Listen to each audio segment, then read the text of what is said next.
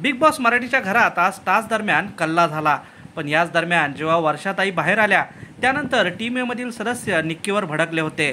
त्यानंतर ही सगळी लोक घाणेरडे आहेत, यांच्यात दम नाहीये समोर येऊन बोलायचा, असं म्हणत पॅडीदादांनी आजवर करिअरमध्ये जेवढी ओव्हर ॲक्टिंग केली तीच इथे आता पुन्हा करतायत, असं जान्हवी म्हणाली।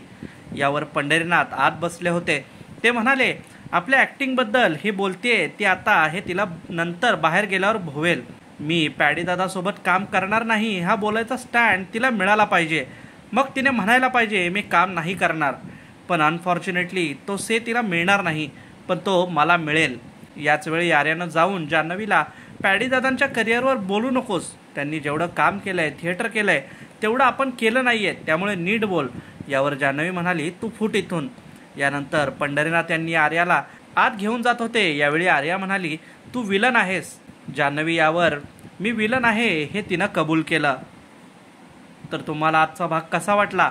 जान्हवीची जीभ आज पुन्हा घसरली, यावर तुम्हाला काय वाटतं हे कमेंटमध्ये सांगा।